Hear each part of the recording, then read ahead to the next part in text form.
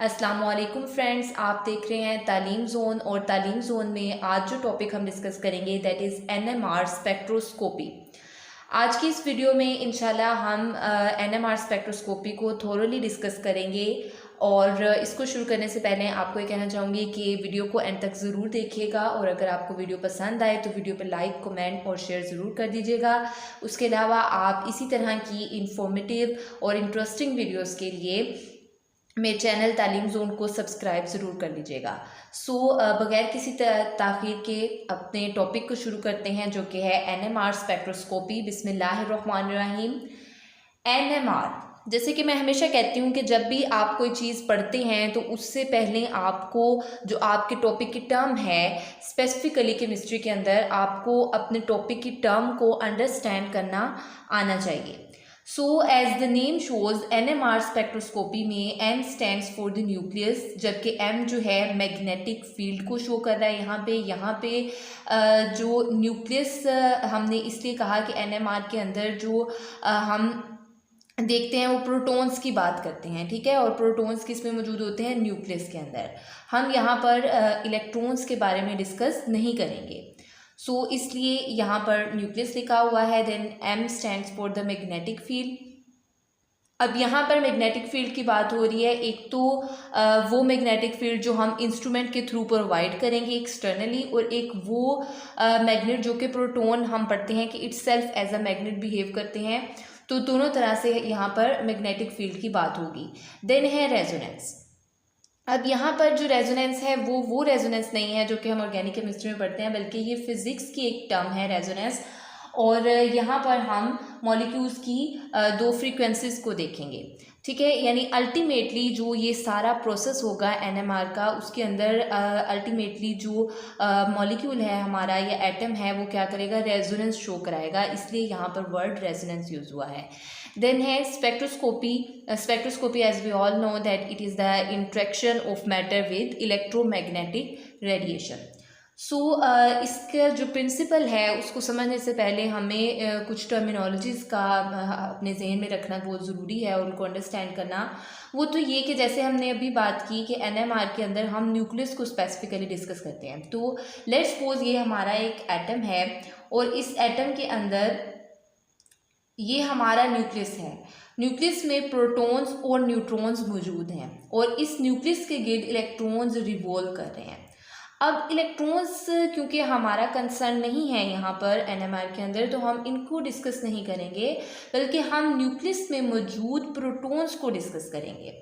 अब इस न्यूक्लियस के अंदर जो प्रोटॉन्स हैं वो without any external magnetic field, या हम कहेंगे कि एक्सटर्नल मैग्नेटिक फील्ड के इन्फ्लुएंस के बगैर वो किसी भी डायरेक्शन में मूव कर सकते हैं, ठीक है। अब लेट्स सपोज ये हमारे पास कोई एटम्स हैं, इनके जो प्रोटॉन्स हैं उनकी डायरेक्शन कहीं पर भी है, मतलब वो इस तरफ भी मूव कर रहे हैं, इस तरफ भी, इस तरफ भी, इस तरफ, एनी वेयर, ठीक है। कहीं भी उनकी डायरेक्शन जो है वो किसी भी सिमत हो सकती है, ठीक है।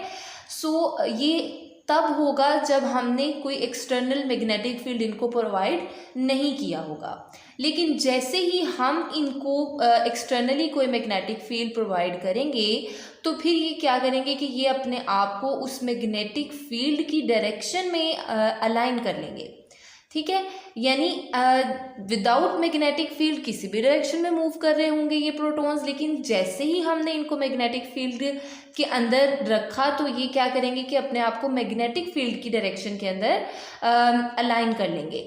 तो यहाँ पर आप देख सकते हैं कि मैग्नेटिक फील्ड, हम जानते हैं कि जो मैग्नेट होते हैं उसके दो ही पोल होते हैं, एक होता है नॉर्थ और एक होता है साउथ। अब यहाँ पर जो डायरेक्शन होती है मैग्नेटिक फील्ड की, अगर एक्सटर्नली बात की जाए तो वो नॉर्थ से साउथ की तरफ होती है, ठीक है। लेकिन अगर इंटरनल फील्ड में बात की जाए तो वो साउथ से नॉर्थ की तरफ होती है। यहाँ पर हमारा जो कंसर्न है वो ये है कि जो भी मैग्नेटिक फील्ड की डायरेक्शन होगी, अगर वो नॉर्थ से साउथ की तरफ है, तो वो क्या होगा कि हमारे जो प्रोटॉन्स हैं अपने आप को उस मैग्नेटिक फील्ड के इन्फ्लुएंस की वजह से अपने आप को उस ही डायरेक्शन के अंदर अलाइन कर लेंगे। ठीक है। अब एक चीज़ तो ये होगी कि अलाइन कर लेंगे मैग्नेटिक फील्ड की डायरेक्शन के अंदर। दूसरा ये कि हम जैसे कि जानते हैं कि लेट्स सपोज हमारे पास ये प्रोटॉन है, ठीक है। अब प्रोटॉन ना सिर्फ वो जो है मूव करते हैं in the influence of magnetic field, वो खुद भी itself as a magnet behave करते हैं, ठीक है। अब वो इटसेल्फ एज अ मैग्नेट कैसे बिहेव करते हैं कि ये हमारे पास एक प्रोटॉन है, ये एंटी क्लॉकवाइज भी मूव कर रहा है, ठीक है, और ये क्लॉकवाइज भी मूव कर रहा है, दोनों डायरेक्शन में। अब एंटी क्लॉकवाइज मतलब कि ये जो इसकी मूवमेंट है वो इस तरह से भी हो रही है, ठीक है, और इस तरह से भी हो रही है, ठीक है। यानी जो प्रोटॉन्स होते हैं वो अपने एक्सिस के राउंड भी मूव करते हैं, ठीक है। एक तो वो मैग्नेटिक फील्ड की डायरेक्शन मूव करते हैं, एक वो खुद अपने एक्सिस के राउंड जब मूव करते हैं तो उस मूवमेंट की वजह से क्या होता है कि मैग्नेटिक फील्ड प्रोड्यूस हो जाती है। तो इसीलिए कहा जाता है कि जो प्रोटॉन्स होते हैं वो इटसेल्फ भी as a tiny bar magnet behave करते हैं। सो होपफुली यहाँ तक आपको समझ आ गई होगी। देन अब हमारा जो एनएमआर के अंदर कंसर्न है वो सारा का सारा प्रोटॉन्स ही हैं। और एनएमआर स्पेक्ट्रोस्कोपी जो है वो मुख्तलिफ फील्ड्स में यूज़ की जाती है, जैसे कि मेडिकल फील्ड के अंदर एमआरआई जो एक मशीन है वो बेस करती है एनएमआर स्पेक्ट्रोस्कोपी के प्रिंसिपल के ऊपर। और उसके अलावा हम किसी भी केमिकल इंडस्ट्री के अंदर जो केमिकल कंपाउंड्स हैं उनके क्या क्या स्ट्रक्चर पॉसिबल हो सकते हैं, इसको देखने के लिए एनएमआर स्पेक्ट्रोस्कोपी को यूज़ करते हैं। उसके अलावा बायोलॉजी लैब्स के अंदर प्रोटीन के स्ट्रक्चर को आइडेंटिफाई करने के लिए कि आया कि उसकी फोल्डिंग स्टेट क्या है, क्या वो डायमराइजेशन स्टेट के अंदर मौजूद है, यानी इन सब चीज़ों के एनालिसिस के लिए या आइडेंटिफिकेशन के लिए हम एनएमआर स्पेक्ट्रोस्कोपी को यूज़ करते हैं। और ये बहुत ज़्यादा इसका वास्टली यूज़ किया जाता है, ठीक है, इसका इस्तेमाल बहुत ज़्यादा है। देन यहाँ पर जो है सबसे जो एक इम्पोर्टेंट बात है वो ये कि हम जितनी भी पहले स्पेक्ट्रोस्कोपीज पढ़ रहे थे वहाँ पर हम इलेक्ट्रॉन्स की बात किया करते थे, लेकिन यहाँ पर हमारा जो कंसर्न है वो प्रोटॉन्स हैं, ठीक है, न्यूक्लियस है। न्यूक्लियस के अंदर भी प्रोटॉन्स हमारा यहाँ पे कंसर्न है। मुख्तलिफ तरह की स्पेक्ट्रोस्कोपीज़ यूज़ की जाती हैं, ठीक है, लेकिन मोस्ट कॉमनली जो यूज़ की जाती है एनएमआर स्पेक्ट्रोस्कोपी उसमें HNMR है, जिसको हाइड्रोजन या प्रोटॉन एनएमआर स्पेक्ट्रोस्कोपी भी कहते हैं। और दूसरी जो है that is carbon 13 NMR spectroscopy, उनको भी हम डिस्कस करेंगे। आज जो हमारा कंसर्न है वो है HNMR, ठीक है। साथ साथ हम थोड़ा थोड़ा कार्बन 13 के बारे में भी डिस्कस करेंगे, लेकिन मेनली जो हमारा फोकस होगा वो HNMR स्पेक्ट्रोस्कोपी पे होगा, यानी proton nuclear magnetic resonance spectroscopy. So इसको अंडरस्टैंड करने के लिए, इसके प्रिंसिपल को अंडरस्टैंड करने के लिए कुछ टर्म्स हैं जिनका समझ में आना बहुत ज़रूरी है। जैसे कि हमारे पास तमाम के तमाम एटम्स, तमाम के तमाम न्यूक्लियाई जो हैं वो NMR एक्टिव नहीं होते, ठीक है, उनमें से कुछ ही होंगे। तो हम देख लेते हैं कि हमारे पास दो टर्म्स हैं, एक होते हैं NMR इनएक्टिव एटम्स या न्यूक्लियाई, और एक होते हैं NMR एक्टिव एटम या न्यूक्लियस। तो NMR इनएक्टिव एटम और न्यूक्लियस वो हमारे पास एटम्स होते हैं जो कि इवन नंबर के अंदर मौजूद हों, यानी if even number of both protons and neutrons are present, यानी अगर प्रोटॉन्स या न्यूट्रॉन्स इवन नंबर में मौजूद होंगे तो जो ओवरऑल जो न्यूक्लियस स्पिन होगी वो ज़ीरो हो जाएगी, ठीक है। अब उस ओवरऑल न्यूक्लियस स्पिन के ज़ीरो होने की वजह से वो जो एटम्स होंगे, वो जो न्यूक्लियाई होंगे वो NMR इनएक्टिव होंगे, ठीक है। जैसे कि यहाँ पर आप देख सकते हैं ये एक न्यूक्लियस मैंने शो कराया है, यहाँ पे प्रोटॉन्स और न्यूट्रॉन्स मौजूद होते हैं। तो ये हमारे पास even number of both protons and neutrons मौजूद हैं, ठीक है। तो ये क्या होंगे कि इस तरह के जो मॉलिक्यूल्स होंगे वो NMR इनएक्टिव होंगे। इसकी जो एग्जांपल है दैट इज़ ऑक्सीजन 16 जिसका एटॉमिक नंबर होता है, ठीक है, ये क्या है, ये NMR इनएक्टिव है क्योंकि इसमें इवन नंबर मौजूद है, ठीक है। So that is NMR inactive.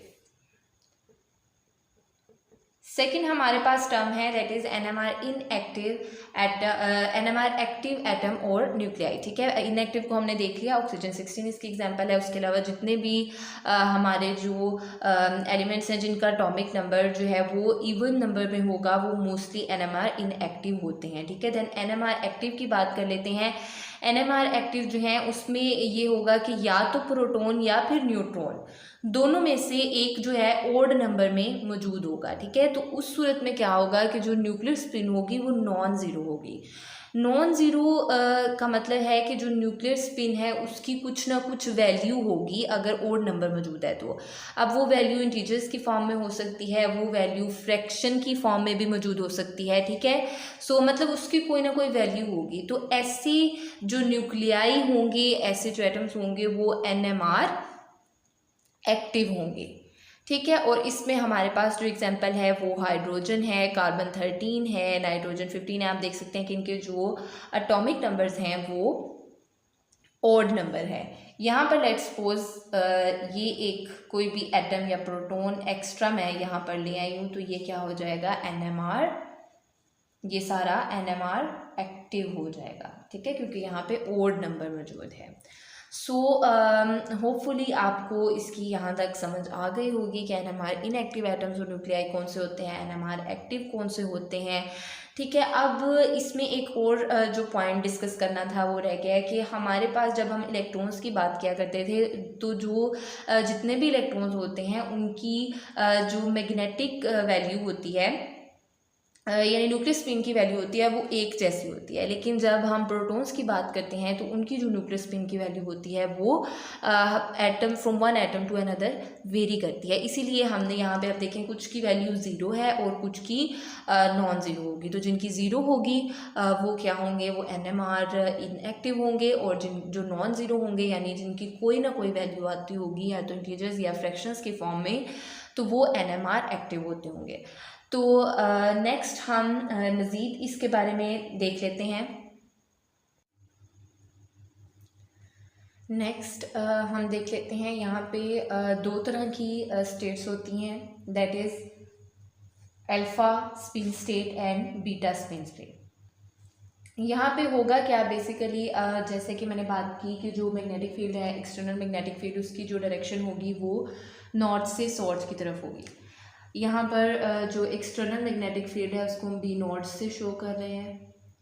ठीक है, तो यहाँ पर क्या होगा कि अगर तो हमारा जो एटम है या मॉलिक्यूल है उसने खुद को अलाइन किया हुआ है in the direction of magnetic field. ठीक है, in the direction of magnetic field. ये लेट्स सपोज हमारा कोई एटम है, ठीक है, या प्रोटॉन या न्यूक्लियाई कह लें आप। ठीक है, और ये इसका फेस इस तरफ है। ठीक है, it is moving towards the direction of magnetic field. इसने अपने आप को मैग्नेटिक फील्ड की डायरेक्शन में अलाइन किया हुआ है, तो हम कहेंगे कि ये कौन सी स्टेट है, अल्फ़ा स्पिन स्टेट है।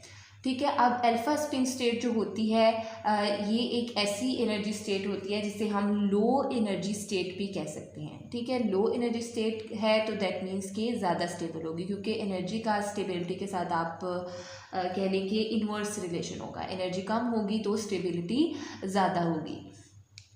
देन हमारे पास एक दूसरी कंडीशन है जिसके अंदर क्या होगा कि जो हमारा एटम है वो खुद को अलाइन करेगा, हमारा जो प्रोटॉन वो खुद को अलाइन करेगा in the direction opposite to the magnetic field, तो उसको हम कहेंगे बीटा स्पिन स्टेट।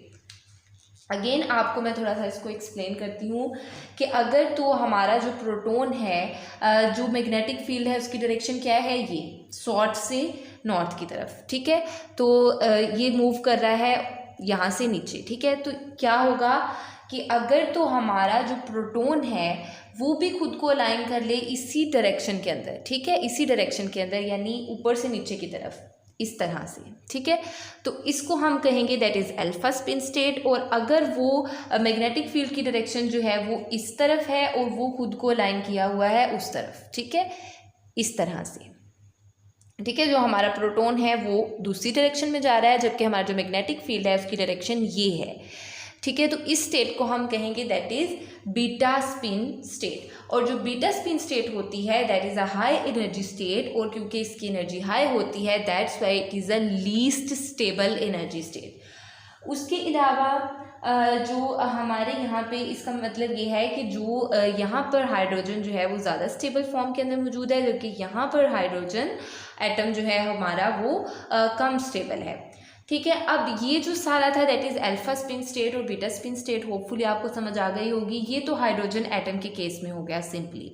लेकिन जब हम मॉलिक्यूल्स की बात करते हैं तो मॉलिक्यूल्स के केस के अंदर थोड़ा सा ये चीज़ जो है वो डिफरेंट तरह से हमें अंडरस्टैंड करने की ज़रूरत पड़ती है। लेट्स सपोज हमारे पास ये एक मॉलिक्यूल है that is di ethyl ether. ठीक है। डाई इथाइल ईथर के अंदर अब यहाँ पर देखें आप, ये एक मॉलिक्यूल है और इसके अंदर कार्बन के साथ हाइड्रोजन एटम्स मौजूद है। यहाँ पर तो सिंपल हाइड्रोजन की हमने बात कर ली, ठीक है। लेकिन यहाँ पर क्या है कि हाइड्रोजन के साथ और एटम्स भी मौजूद हैं। तो यहाँ पे हमारे पास अगर इस मिथाइल ग्रुप के हाइड्रोजन्स के लिए अगर मैं बात करूँ तो यहाँ पर क्या होगा कि ये जो डायरेक्शन है मैग्नेटिक फील्ड की वो डाउनवर्ड है फ्रॉम टॉप टू बॉटम। तो यहाँ पर क्या होगा कि जो हमारे जो हाइड्रोजन एटम्स हैं वो अपने आप को स्ट्रेट यानी in the direction of magnetic field या बिल्कुल ओपोजिट भी नहीं, बिल्कुल अपोज भी नहीं करेंगे और बिल्कुल उसकी डायरेक्शन में भी खुद को अलाइन नहीं करेंगे, बल्कि थोड़ा सा जो डायरेक्शन होगी वो टिल्टेड होगी। ठीक है। तो इसके अंदर जो हमारे पास एक्सटर्नल मैग्नेटिक फील्ड है उसको हमने बी नॉट से शो किया, और जो हमने इंड्यूस कराया है मैग्नेटिक फील्ड उसको बी इन, ठीक है, बी इन से शो किया। अब यहाँ पर ऐसा हुआ क्यों हमारा जो प्रोटॉन है उसने अपने आप को इस तरह से अलाइन किया, इस तरह से क्यों नहीं किया, या उसने इस तरह से क्यों नहीं खुद को अलाइन किया। ठीक है। उसकी रीज़न है यहाँ पर जो इलेक्ट्रॉन्स होते हैं वो इलेक्ट्रॉन्स के इन्फ्लुएंस में होते हैं। ठीक है। हम ये कहते हैं कि यहाँ पर जो प्रोटॉन्स हमारे मौजूद हैं वो under the influence of electrons हैं। तो हम जानते हैं कि जो इलेक्ट्रॉन्स होते हैं उनका अपना वो भी एक मैग्नेटिक फील्ड प्रोड्यूस करते हैं। तो यहाँ पर क्या होगा कि जो हमारा प्रोटॉन है उसको सराउंड किया हुआ है एक इलेक्ट्रॉनिक क्लाउड ने। ठीक है। एक इलेक्ट्रॉनिक क्लाउड ने हमारे प्रोटॉन को सराउंड किया हुआ है, जिसकी वजह से वो ना तो अपने आप को प्रॉपरली हमारे एक्सटर्नल मैग्नेटिक फील्ड की सिंक में अलाइन कर पा रहा है और ना ही बिल्कुल उसके ऑपोजिट फॉर्म में अलाइन कर पा रहा है। यानी ना तो ये अल्फा स्पिन स्टेट में है और ना ही ये बीटा स्पिन स्टेट में है। ठीक है। तो इस तरह के जो एटम्स होते हैं उनको हम कहते हैं शील्डेड एटम्स। ठीक है। क्या कहेंगे इनको हम? Shielded atoms.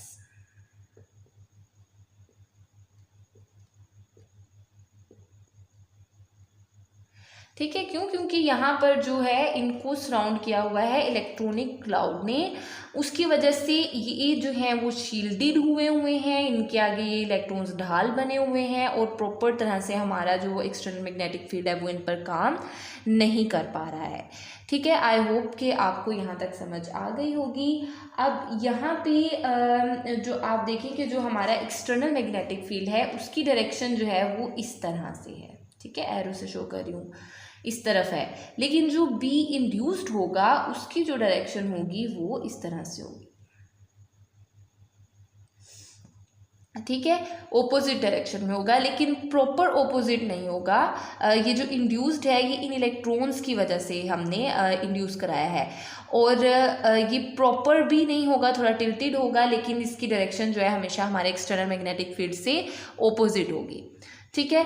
तो ये तो हो गए शील्डेड एटम्स। अब यहाँ पर आप जैसे कि देख सकते हैं कि बहुत ज़्यादा इलेक्ट्रोनेगेटिव एटम मौजूद है। ऑक्सीजन कार्बन से ज़्यादा इलेक्ट्रोनेगेटिव है, तो अपनी इलेक्ट्रोनेगेटिविटी की वजह से ये क्या करेगा कि इसके जो इलेक्ट्रॉन्स हैं उनको अपनी तरफ स्नैच कर लेगा, छीन लेगा इसके इलेक्ट्रॉन्स को। ठीक है। इस वाले मिथाइलिन ग्रुप के, ठीक है, इलेक्ट्रॉन्स को अपनी तरफ छीन लेगा।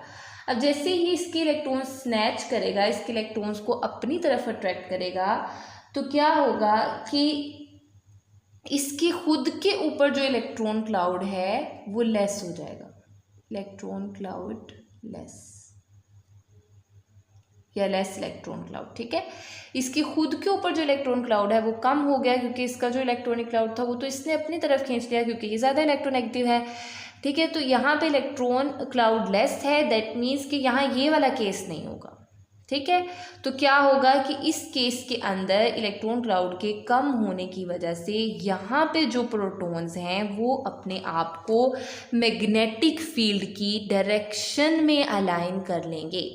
इसका मतलब ये है कि ये अल्फा स्पिन स्टेट में मौजूद होंगे, ठीक है, क्योंकि इन्होंने तो खुद को अपने आप को मैग्नेटिक फील्ड की डायरेक्शन के अंदर अलाइन कर लिया हुआ है, ठीक है। तो इस तरह के जो प्रोटॉन्स होते हैं उनको हम कहते हैं डी शील्डेड प्रोटॉन्स या एटम्स,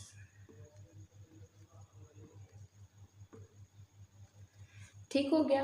होपफुली कि आपको यहाँ पे समझ आ गई होगी शील्डेड और डी शील्डेड की।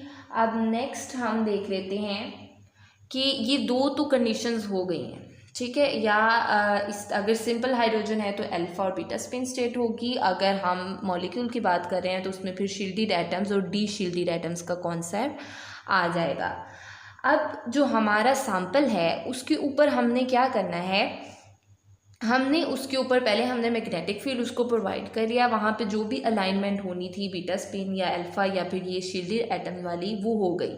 उसके बाद हम क्या करते हैं कि अपने सैंपल के ऊपर या तो वो शील्डेड वाले होंगे या ये वाले होंगे, इन दोनों में से किसी पे भी जो भी हमारा सैंपल है उसके ऊपर हम क्या करेंगे, रेडियो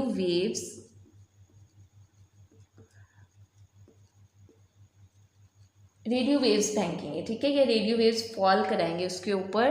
अब जैसे ही हमने यहाँ पर रेडियो वेव्स फॉल कराई अपने सैंपल के ऊपर तो क्या होगा कि वहाँ पर रेजोनेंस होना शुरू हो जाएगी, ठीक है, रेजोनेंस होना शुरू हो जाएगी। अब ये वो रेजोनेंस है जिसकी हम पहले हमने शुरू में बात किया कि यहाँ पे जो रेजोनेंस होगी वो फिज़िक्स से रिलेटेड होगी। एज सून जैसे कि हमने जब एनर्जी रेडियो वेव्स की फॉर्म के अंदर इनके ऊपर फॉल कराई तो वो जो रेडियो वेव्स की एनर्जी होगी उस एनर्जी को ये मॉलिक्यूल्स जो हैं या एटम्स जो हैं वो अब्जॉर्ब करेंगे। उस अब्जॉर्ब करने के बाद क्या होगा कि दोबारा से इनकी जो स्टेट है वो चेंज होगी और ये हायर एनर्जी स्टेट के अंदर आ जाएंगे, ठीक है। हायर एनर्जी स्टेट मतलब बीटा स्पिन के अंदर, ठीक है। अब यहाँ पे देखें कि रेडियो वेव्स फॉल कराने की वजह से जो हमारा सैंपल था उसने एनर्जी एब्जॉर्ब की तो ऑफ कोर्स उसकी एनर्जी हायर हो गई। एनर्जी हायर होने की वजह से क्या होगा कि वो अपने आप को हायर एनर्जी स्टेट में कन्वर्ट कर लेगा बीटा स्पिन स्टेट के अंदर, ठीक है। अब ये बीटा स्पिन स्टेट के अंदर तो आ गया, यानी कि यहाँ पे क्या हो गई, रेजोनेंस हो गई, ठीक है, एनर्जी डिफरेंस आ गया। और यहाँ पे जो एनर्जी डिफरेंस आएगा उसको हम शो करते हैं डेल ई से। Del E is equals to H mu, यहाँ पे एच जो है दैट इज़ प्लांक कांस्टेंट और म्यू जो है वो हमारी फ्रीक्वेंसी है, ठीक है। तो ये वाले जो मॉलिक्यूल्स हैं यहाँ पे जो समझने की बात ये है कि जो शील्डेड एटम्स हैं उनके अंदर उनको रेजोनेंस में आने के लिए कम एनर्जी चाहिए होगी, ठीक है। मतलब ये कि यहाँ ये तो ऑलरेडी इस डायरेक्शन में है ना, तो इसको तो इजीली ये ऐसे कन्वर्ट हो जाएगा, ठीक है, इस तरह है ना, तो ये इस तरह हो जाएगा। दैट मीन्स कि इसको कम एनर्जी चाहिए होगी बीटा स्पिन स्टेट के अंदर आने के लिए, जबकि ये इस तरह से है। ये जब आएगा बीटा स्पिन स्टेट के अंदर तो प्रॉपर ये रोटेट करेगा 180 डिग्री तक, ठीक है। तो इसको बीटा स्पिन स्टेट के अंदर हायर एनर्जी स्टेट के अंदर आने के लिए ज़्यादा एनर्जी रिक्वायर होगी, ठीक है। सो मतलब ये कि ज़्यादा एनर्जी मतलब इसको ज़्यादा फ्रीक्वेंसी चाहिए होगी और इसके अंदर कम एनर्जी मतलब कम फ्रीक्वेंसी चाहिए होगी। होपफुली यहाँ तक आपको क्लियर हो गया होगा। नेक्स्ट अब हम NMR स्पेक्ट्रोस्कोपी की इंस्ट्रूमेंटेशन की अगर बात कर लें तो इसके अंदर दो तरह के इंस्ट्रूमेंट्स यूज़ होते हैं, that is CW NMR spectrophotometer and FT NMR spectrophotometer. CW stands for continuous wave NMR spectrophotometer और FT stands for Fourier transform NMR spectrophotometer. जो continuous wave NMR spectrophotometer है इसके अंदर जो applied magnetic field होती है उसको हम क्या करते हैं सिक्वेंशली चेंज करते रहते हैं टाइम टू टाइम, ताकि हमारे पास प्रिसेशनल फ्रीक्वेंसीज की वैल्यू आती नहीं है। ठीक है, उसके अलावा जो यहाँ पर इलेक्ट्रोमैग्नेटिक रेडिएशन की फ्रीक्वेंसी है, इलेक्ट्रोमैग्नेटिक रेडिएशन की फ्रीक्वेंसी को कांस्टेंट रखते हैं और जो अप्लाइड मैग्नेटिक फील्ड है उसकी स्ट्रेंथ को हम चेंज करते रहते हैं CW NMR स्पेक्ट्रोफोटोमीटर के अंदर। और इसके अंदर जो हमें स्पेक्ट्रम मिलता है या जो ग्राफ हमें मिलता है ऑब्टेन होता है वो अब्जॉर्प्शन वर्सेस फ्रीक्वेंसी होता है, यानी अब्जॉर्प्शन स्पेक्ट्रा यहाँ पर हमें मिलता है।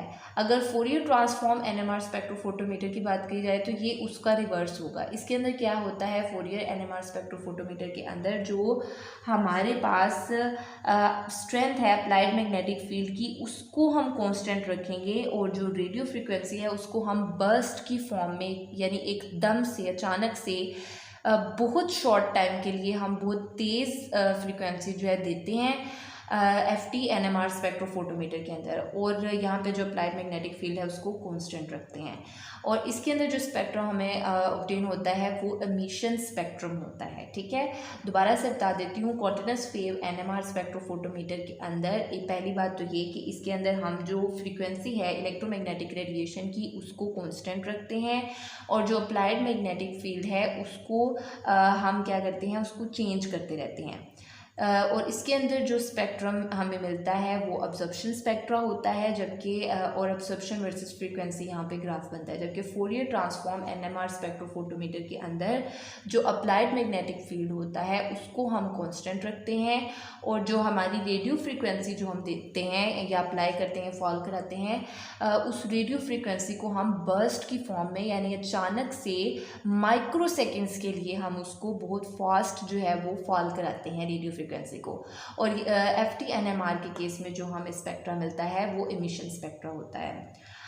कंटिन्यूस वेव NMR स्पेक्ट्रोफोटोमीटर जो है ये बहुत ज़्यादा आप कह लें कि ये पुरानी टेक्नोलॉजी है। फोरियर ट्रांसफॉर्म जो है वो अब इसकी एडवांस फॉर्म है। कंटिन्यूस वेव NMR स्पेक्ट्रोफोटोमीटर जो है इसके अंदर ये जो पहले जो एक्सपेरिमेंट्स होते थे वहाँ पर इनको यूज़ किया जाता था और यहाँ पर अब जो FT NMR है उसका यूज़ जो है वो ज़्यादा होता जा रहा है। कंटिन्यूस वेव NMR स्पेक्ट्रोफोटोमीटर्स इस्तेमाल होते हैं वहाँ पे उन एक्सपेरिमेंट्स के अंदर जहाँ पे लो रेजोल्यूशन इंस्ट्रूमेंट इस्तेमाल किए जाते हैं। हाई रेजोल्यूशन के लिए फोरियर ट्रांसफॉर्म NMR स्पेक्ट्रोफोटोमीटर्स यूज़ किए जाते हैं, लेकिन क्योंकि कंटिन्यूस वेव NMR स्पेक्ट्रोफोटोमीटर जो हैं वो कन्वीनियंट होते हैं और उनका जो इस्तेमाल होता है वो आसान होता है, इसीलिए बुक्स में मोस्टली यही इसी की जो है इंस्ट्रूमेंटेशन दी जाती है। यहाँ पर हम भी CW NMR स्पेक्ट्रोफोटोमीटर को ही देखेंगे, प्रोटोन, क्योंकि हम बात कर रहे हैं proton nuclear magnetic resonance spectroscopy की। हमने कहा था शुरू में कि हम इसी को ही ज़्यादा डिस्कस करेंगे। FT NMR स्पेक्ट्रोफोटोमीटर जो है इसकी इंस्ट्रूमेंटेशन को हम कार्बन 13 के बारे में जब बात करें, कार्बन 13 NMR स्पेक्ट्रोस्कोपी, तो उसके अंदर फिर हम फोरियर ट्रांसफॉर्म को डिस्कस करेंगे। तो अभी हम क्या करने लगे हैं, हम CW NMR को डिस्कस करने लगे हैं। इसकी इंस्ट्रूमेंटेशन में सबसे पहले जो चीज़ होती है that is a sample holder. अब सैम्पल होल्डर इसके अंदर हमने अपना सैम्पल रखना है। यहाँ पे ये हमारे पास सैम्पल होल्डर है जो कि 5 मिलीमीटर की ग्लास ट्यूब होती है। ठीक है, अब अगर हमारा सैम्पल बहुत ज़्यादा कम क्वांटिटी के अंदर है तो वहाँ पे हम माइक्रो ट्यूब्स भी यूज़ कर सकते हैं। सेकेंड चीज़ है मैग्नेट। ठीक है, as the name shows nuclear magnetic resonance, यानी यहाँ पे हमें मैग्नेट तो यूज़ करना ही करना है। मैग्नेट इसमें 3 तरह के होते हैं, परमानेंट मैग्नेट होता है, इलेक्ट्रोमैग्नेट होता है, सुपर कंडक्टिंग सोलेनॉइड्स या मैग्नेट भी हम कह सकते हैं। ठीक है, परमानेंट मैग्नेट और इलेक्ट्रोमैग्नेट जो होते हैं इनकी जो पावर होती है 60, 90, 100 मेगाहर्ट्ज़ तक होती है, जबकि सुपर कंडक्टिंग सोलेनॉइड्स की वैल्यू है 470 मेगाहर्ट्ज़ तक। जो परमानेंट मैग्नेट होते हैं ये कन्वीनियंट है, यानी इनका इस्तेमाल जो है वो आसान है और ये सस्ते होते हैं। ठीक है, चीप सोर्स है ये, और इनके अंदर हम क्या कर सकते हैं, टेम्परेचर को कंट्रोल कर सकते हैं। ठीक है, यानी परमानेंट मैग्नेट्स के अंदर हम टेम्परेचर के अकॉर्डिंग जो है चेंजिंग्स कर सकते हैं, टेम्परेचर को भी कंट्रोल कर सकते हैं। लेकिन अगर इलेक्ट्रोमैग्नेट्स की बात की जाए तो इलेक्ट्रोमैग्नेट्स के अंदर ये जो हैं वो इनसेंसिटिव होते हैं टुवर्ड्स टेम्परेचर, यानी यहाँ पे टेम्परेचर कंट्रोल नहीं किया जा सकता। और इलेक्ट्रोमैग्नेट के अंदर फ्लक्स डेंसिटी को हम वेरी कर सकते हैं करंट को वेरी करने के साथ, यानी करंट को वेरी करेंगे तो फ्लक्स डेंसिटी ऑटोमेटिकली चेंज हो जाएगी इलेक्ट्रोमैग्नेट्स के अंदर। देन अगर बात की जाए सुपर कंडक्टिंग सोलेनॉइड्स की, तो super conducting solenoids as the name shows कि ये जो है इनके अंदर जो मैग्नेटिक फील्ड प्रोड्यूस होता है वो इन दो फॉर्म्स की निस्बत ज़्यादा होता है। ठीक है, इसके अंदर जो मैग्नेटिक फील्ड होगा वो इन दो फॉर्म्स की निस्बत ज़्यादा होगा। और सेकेंडली ये कम्पैक्ट इनका स्ट्रक्चर होता है। ठीक है, और इनकी जो पावर वैल्यू है दैट इज़ 470 मेगाहर्ट्ज़। उसके अलावा हम स्वीप जनरेटर यूज़ करते हैं, RF ट्रांसमीटर यूज़ करते हैं। स्वीप जनरेटर का काम ये है कि ये मैग्नेट के बिल्कुल पैरेलल लगा हुआ होता है, जैसे कि यहाँ पे है, that is a sweep generator, बिल्कुल पैरेलल, मैग्नेट भी इस तरह से और ये भी, ठीक है, पैरेलल होता है उसी की डायरेक्शन में ऐसे। ठीक है, तो ये बेसिकली हेल्महोल्ट्ज़ कॉइल होते हैं बेसिकली, जो कि लोकेटेड होते हैं मैग्नेट के पैरेलल। उसके अलावा RF ट्रांसमीटर जो है ये पेयर ऑफ कॉइल हैं। ठीक है, जो स्वीप जनरेटर है वो इधर पैरेलल में मौजूद है, RF ट्रांसमीटर जो है वो परपेंडिकुलर मौजूद है। ठीक है, उसके अलावा जो रिसीवर कॉइल्स हैं, सबसे पहले जो सैंपल है मैग्नेट के इन्फ्लुएंस के अंदर, ठीक है, वहाँ पे जो है जो भी हमारी इंटरप्रिटेशन है या आइडेंटिफिकेशन होना शुरू होती है हमारे सैंपल की। ठीक है, और उसके बाद रेडियो फ्रीक्वेंसी जो है उसके ऊपर फाल कराई जाती हैं। ठीक है, देन हमारे पास यहाँ से जो डाटा जो सारा जो है रिसीवर कॉइल रिसीव करता है उसको भेज दिया जाता है एम्पलीफायर की तरफ। एम्पलीफायर उसको इस काबिल बनाता है कि वो डिटेक्टर की तरफ चला जाए। ठीक है, तो वो वहाँ से वो जो हमारा सारा जो इंफॉर्मेशन आई है वो एम्पलीफाई होती है और डिटेक्टर की तरफ भेज दी जाती है। ठीक है, अब ये जो एम्पलीफायर है ये इसको जो हमारा डाटा है उसको 10 रेज़ टू पावर, मार्कर शायद ख़राब हो गया, 10 रेज़ टू पावर 5 टाइम्स तक इसको एम्पलीफाई कर देगी और डिटेक्टर पे फिर ये इन्फॉर्मेशन सेंड कर देगा। डिटेक्टर क्या करेगा, उस इन्फॉर्मेशन को डिटेक्ट करेगा और रिकॉर्डर की तरफ भेज देगा, जहाँ से हम NMR सिग्नल को रिकॉर्ड करके उनको बाद में हम इंटरप्रेट कर सकते हैं, उनको पढ़ सकते हैं। ठीक है, ये इसकी इंस्ट्रूमेंटेशन थी, बहुत आसान, बहुत सिंपल, आपको बहुत ज़्यादा डिटेल ऐड करने की ज़रूरत नहीं है। आप सिंपल इसके जो इंस्ट्रूमेंट के कंपोनेंट्स हैं उनके नाम बताएं, देन आप थोड़ा थोड़ा बताते जाएं इसकी कि क्या जो हमारा कंपोनेंट है वो क्या काम करता है। इसकी इंस्ट्रूमेंटेशन ये डायग्राम ज़रूर बनाइएगा, नोट कर लें इस डायग्राम को। और देन हम आगे देख लेते हैं कि हमने NMR, यहाँ तक तो हमारा सिग्नल रिकॉर्ड हो चुका हुआ ना, लेकिन अब जो NMR का स्पेक्ट्रम है उसको हम कैसे रीड करेंगे। उसको रीड करने के लिए बहुत सारी टर्मिनोलॉजीज़ हैं, वो हम देखेंगे। देन फिर फाइनली हम देखेंगे कि जो हमारे पास ग्राफ आया है उसको हम कैसे रीड आउट कर सकते हैं। ओके, देन अब NMR का जो स्पेक्ट्रम हमारे पास आ जाता है वो कुछ इस तरह से होता है। ठीक है, उसको स्टडी करने के लिए उसमें डिफरेंट पीक्स शो हो रही होती हैं। उस NMR स्पेक्ट्रम को स्टडी करने के लिए हमारे पास जो है कुछ टर्म्स हैं, उनको भी हम डिस्कस करेंगे। और सबसे पहले हम ये देख लेते हैं कि जो स्पेक्ट्रम हमारे पास आता है उसके अंदर ये जो पीक्स हैं ये तमाम की तमाम हाइड्रोजन एटम्स की पीक होती हैं। ठीक है, उसके अलावा जितने ज़्यादा नंबर ऑफ़ हाइड्रोजन एटम्स होंगे उतनी उस हिसाब से पीक्स होंगी। उसके अलावा क्योंकि इसके अंदर NMR स्पेक्ट्रोस्कोपी के अंदर हम हाइड्रोजन एटम को ही डिस्कस करते हैं, उसकी वजह से जब हम सैम्पल अपना प्रिपेयर कर रहे होते हैं तो वहाँ पर जो सॉल्वेंट यूज़ करते हैं वो ड्यूटिलेटेड सॉल्वेंट यूज़ करते हैं। ड्यूटिलेटेड सॉल्वेंट यूज़ करने का मकसद ये होता है कि हमारे जो सैम्पल के हाइड्रोजन एटम्स हैं उनको ड्यूटीरियम के साथ रिप्लेस कर दिया जाए फॉर कन्वीनियंस। ठीक है, यहाँ पर अब जो स्पेक्ट्रम आता है उसमें दो तरह की शिफ्ट्स होती हैं, एक अप फील्ड होती है और एक डाउन फील्ड होती है। ठीक है, ये सबसे पहली जो टर्म है that is chemical shift. Chemical shift से मुराद ये है कि जो पीक्स हैं ग्राफ के अंदर वो या तो अप फील्ड होंगी या फिर वो डाउन फील्ड होंगी। अप फील्ड से मुराद ऐसी पीक हैं जो कि ग्राफ में पहले बनेंगी, ये वाली पीक्स जो हैं ग्राफ में पहले बनेंगी। उसके अलावा ये जो पीक्स हैं इनको बनने के लिए, क्योंकि ग्राफ में पहले बनती हैं, इनको बनने के लिए कम एनर्जी चाहिए होगी, ठीक है। और ये डाउन फील्ड वो पीक्स होती हैं जो कि ग्राफ में बाद में बनती हैं और इनको बनने के लिए ज़्यादा एनर्जी रिक्वायर होती है, ठीक है। दैट मीन्स कि जो अप फील्ड आएगी वो शील्डेड एटम्स के लिए होगी और जो डाउन फील्ड वाली पीक्स होंगी वो किसके लिए होंगी, डी शील्डेड एटम्स के लिए, ठीक है। हम ये भी कह सकते हैं कि अप फील्ड मतलब ज़्यादा कम एनर्जी, मतलब इनको रेजोनेंस में आने के लिए कम एनर्जी चाहिए होगी और जो डाउन फील्ड होंगे उनको रेजोनेंस में आने के लिए ज़्यादा एनर्जी चाहिए होगी। तो ये है केमिकल शिफ्ट। देन हमारे पास आती हैं पीक स्प्लिटिंग। पीक स्प्लिट करने के लिए हमारे पास जो है n+1 रूल होता है, ठीक है। n का मतलब होता है neighbouring atoms, number of neighbouring atom, यानी इनके हमसाया में कितने एटम्स मौजूद हैं, number of neighbouring atoms,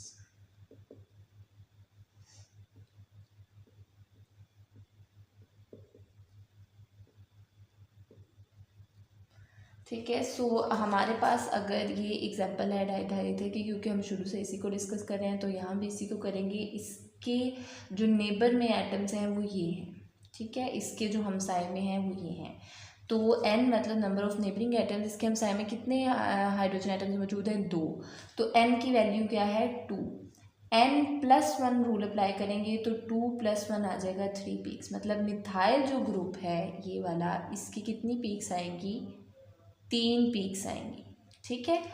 then हमारे पास है, अब अगर हम मिथाइलिन के लिए बात करें, मार्कर चेंज कर लेते हैं, ये जो ग्रुप है मिथाइलिन, ठीक है, इसकी बात करें तो इसके नेबरिंग में कहाँ है, कितने हाइड्रोजन एटम्स मौजूद हैं, ये इसके नेबरिंग में ये वाला ग्रुप मौजूद है और इसके अंदर कितने हाइड्रोजन एटम्स हैं, 3। तो यहाँ पर n की वैल्यू कितनी आ गई, 3। पुट करेंगे 3+1 = 4 पीक, मतलब इस वाले के लिए कितनी पीक्स आएंगी, 4 पीक्स ग्राफ के अंदर या स्पेक्ट्रम के अंदर, ठीक है। सो यहाँ पे मतलब कि इस ग्रुप की पहले पीक्स बनेंगी, अपफील्ड होंगी और इसकी बाद में बनेंगी, इसकी 3 और इसकी 4 पीक्स नज़र आएंगी ग्राफ के अंदर। ये हो गया पीक स्प्लिटिंग। देन हमारे पास एक और टर्म होती है, that is peak integration. Peak integration का मतलब ये है कि हमारे पास जो हाइड्रोजन एटम्स हैं वो जब म्यूचुअली इंटीग्रेट होते हैं तो वो एक ही पीक जनरेट करते हैं। अब म्यूचुअली इंटीग्रेट होने का मतलब ये है कि पीक इंटीग्रेशन को हम कुछ इस तरह से समझ सकते हैं कि जो हाइड्रोजन एटम्स हैं वो अगर तो एक ही जैसा इन्वायरमेंट फेस कर रहे हैं, हम कह सकते हैं कि those hydrogen atoms which faces chemically equivalent environment, तो उनकी जो पीक होगी वो एक ही तरह से शो होगी ग्राफ के अंदर। जैसे हम यहाँ पे दोबारा ड्रॉ कर लेते हैं, 1 2 3, ठीक है, और 1 2 3 और 4। अगेन ये हमारे पास एग्जाम्पल है, इसको मैं इस स्ट्रक्चर को इस तरह भी लिख सकते हैं, ठीक है।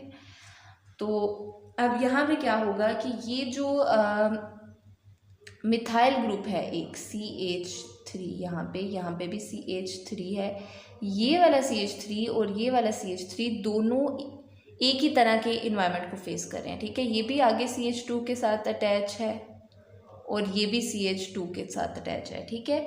तो दोनों का जो इन्वायरमेंट है वो केमिकली इक्विवेलेंट है। तो इसका मतलब ये है कि ये जो पीक आएगी ये इन दोनों की होगी, ठीक है। इन दोनों के लिए ये एक ही 3 पीक्स शो होंगी, ठीक है। फिर उसके ऐसा नहीं है कि इस 3 के लिए अलग 3 पीक शो होंगी, इस 3 के लिए अलग, नहीं, बल्कि इसके अलावा भी अगर इस तरह की और मिथाइल ग्रुप्स मौजूद होते जो कि एक ही तरह का इन्वायरमेंट फेस कर रहे होते तो उन सब के लिए ये 3 पीक्स आएंगी, ठीक है। देन अगर बात की जाए CH2 ग्रुप, ठीक है, तो CH2 ग्रुप जो है ये वाला भी एक ही तरह का इन्वायरमेंट फेस कर रहा है, ठीक है, और ये वाला भी, इन दोनों का जो इन्वायरमेंट है ये भी आगे फर्दर मिथाइल के साथ अटैच है, ये भी इन दोनों का जो इन्वायरमेंट है वो सेम है, केमिकली इक्विवेलेंट इन्वायरमेंट में मौजूद हैं, तो इन दोनों के लिए ये 4 पीक्स आएंगी। इसके अलावा भी अगर कोई मिथाइलिन ग्रुप्स मौजूद होते किसी और मॉलिक्यूल के अंदर जो कि एक जैसा इन्वायरमेंट फेस कर रहे होते, चाहे वो 2 हैं, 3 हैं, 4 हैं, तो उनके लिए स्पेक्ट्रम के अंदर एक ही बार पीक्स शो होंगी। ठीक है, इसको कहते हैं पीक इंटीग्रेशन, मतलब कि कितने हाइड्रोजन एटम्स म्यूचुअली इंटीग्रेट, ये म्यूचुअली इंटीग्रेट हुए हैं और इन्होंने ये सिंगल पीक सेट शो किया है। ठीक है, सो होपफुली यहाँ तक आपको समझ आ गई हो। मज़ीद ये कि अब यहाँ पे केमिकली इक्विवेलेंट जो है वो ऐसे हाइड्रोजन एटम्स के लिए हम कह सकते हैं कि जैसे कि मीथेन के अंदर ये चारों जो हाइड्रोजन एटम्स हैं वो एक जैसा इन्वायरमेंट फेस कर रहे हैं, तो इन सब की जो पीक आएगी वो एक ही होगी, सिंगल पीक। ठीक है, इसी तरह ये है हमारे पास इथेन। इथेन के अंदर ये वाले हाइड्रोजन एटम्स और ये वाले हाइड्रोजन एटम्स इक्विवेलेंट इन्वायरमेंट में हैं, तो इनके लिए भी जो पीक आएगी वो एक ही दफ़ा शो होगी। लेकिन अगर बात की जाए प्रोपेन के स्ट्रक्चर की, प्रोपेन के अंदर ये वाला जो मिथाइल ग्रुप है और ये वाला जो मिथाइल है, ये दोनों केमिकली इक्विवेलेंट हैं, लेकिन ये वाला जो है ये डिफरेंट इन्वायरमेंट फेस कर रहा है। ठीक है, ये सेम इन्वायरमेंट फेस कर रहे हैं और ये जो मिथाइलिन ग्रुप है ये डिफरेंट इन्वायरमेंट फेस कर रहा है। सो इन दोनों की जो पीक आएगी वो एक आएगी म्यूचुअली इंटीग्रेट होने के बाद, और इसकी जो होगी वो सेपरेट से आएगी। ठीक है, आई होप कि आपको इसकी यहाँ तक समझ आ गई हो। एक शॉर्ट आपको ओवरव्यू जो अगर मैं देना चाहूँ इसके हवाले से NMR स्पेक्ट्रोस्कोपी के बारे में, तो NMR स्पेक्ट्रोस्कोपी को हमने थोड़ी इस वीडियो में डिस्कस किया। सबसे पहले हमने NMR स्पेक्ट्रोस्कोपी के प्रिंसिपल को अंडरस्टैंड किया, जिसमें हमने देखा कि कुछ जो एटम्स हैं वो NMR एक्टिव होते हैं और कुछ NMR इनएक्टिव होते हैं। ऐसे एटम्स या न्यूक्लियाई जिनके अंदर इवन नंबर ऑफ प्रोटॉन्स या न्यूट्रॉन्स मौजूद हों, तो उनको हम कहते हैं कि ये NMR इनएक्टिव हैं। जिनमें ओड नंबर हो ऑफ इधर प्रोटॉन या न्यूट्रॉन मौजूद हो, तो उनको हम कहते हैं कि ये NMR एक्टिव हैं। उसमें हमने NMR एक्टिव की जो एग्जांपल देखी थी, हाइड्रोजन है, कार्बन 13 है, नाइट्रोजन है, ठीक है, जिनका एटॉमिक मास भी ओड नंबर में है। देन अगर हम NMR इनएक्टिव की बात करें तो उसमें हमने ऑक्सीजन 16 एटॉमिक मास है, एटॉमिक नंबर तो उसको हमने डिस्कस किया। देन हमारे पास आ जाते हैं ये हो गए NMR एक्टिव और इनएक्टिव को हमने डिस्कस किया। देन हमने उसके बाद फर्दर देखा कि मैग्नेट के अंदर जब हम अपने प्रोटॉन को रखते हैं तो वो किस तरह की स्पिन शो करता है, अल्फा स्पिन, बीटा स्पिन। ठीक है, उसके बाद हमने शील्डेड, डी शील्डेड के कॉन्सेप्ट को थोरली डिस्कस किया। देन हमने उसके बाद NMR की जो इंस्ट्रूमेंटेशन है उसको डिस्कस किया कि जिसमें हम CW NMR स्पेक्ट्रोफोटोमीटर यूज़ करते हैं। उसके अलावा हम Fourier transform NMR spectrophotometer use करते हैं। ठीक है, और हमने कहा कि हम क्योंकि यहाँ पे ज़्यादा जो डिटेल में डिस्कस कर रहे हैं वो एज NMR है। ठीक है, अब 2 तरह की NMR है ना यहाँ पे mostly, that is as NMR and carbon 13। तो अभी तक हमने जो डिस्कस की इंस्ट्रूमेंटेशन वो कॉन्टिन्यूस वेव NMR स्पेक्ट्रोफोटोमीटर की इंस्ट्रूमेंटेशन को हमने थोरली डिस्कस किया है। देन हमने ये देखा कि अब हमने सारा सेटअप कर लिया, सारी इंस्ट्रूमेंटेशन देख ली, सब कुछ हो गया। अब हमारा जो स्पेक्ट्रम आया है NMR स्पेक्ट्रम, उसको रीड करने के लिए कुछ टर्मिनोलॉजीज़ हैं और उसको हम स्पेक्ट्रम को किस तरह से इंटरप्रेट कर सकते हैं वो देखने के लिए हमने इन सारी टर्मिनोलॉजीज़ को डिस्कस किया थोरली। आई होपफुली कि आपको इसकी समझ आ गई होगी। अगर कोई चीज़ आपको समझ नहीं आई है तो आप कमेंट बॉक्स में कमेंट कर सकते हैं और मुझसे पूछ सकते हैं। होपफुली आपको इस सारे कॉन्सेप्ट की समझ आ गई होगी। अगर आपको कुछ समझ नहीं आया तो आप कमेंट बॉक्स में कमेंट करके मुझसे पूछ सकते हैं। उसके अलावा अगर आप कोई टॉपिक सजेस्ट करना चाहते हैं तो वो भी आप कर सकते हैं। अब इसमें हमने सारा जो है प्रोटॉन NMR स्पेक्ट्रोस्कोपी को डिस्कस किया। कार्बन 13 NMR स्पेक्ट्रोस्कोपी को जब हम डिस्कस करेंगे तो उसमें जो इंस्ट्रूमेंटेशन यूज़ होती है that is Fourier transform NMR spectrophotometer, उसको भी हमने थोड़ा थोड़ा यहाँ पे डिस्कस तो किया है, लेकिन ज़्यादा डिटेल में उसको हम कार्बन 13 में पढ़ेंगे। सो आज के लिए इतना ही। नेक्स्ट वीडियोज़ तक के लिए अल्लाह हाफिज़।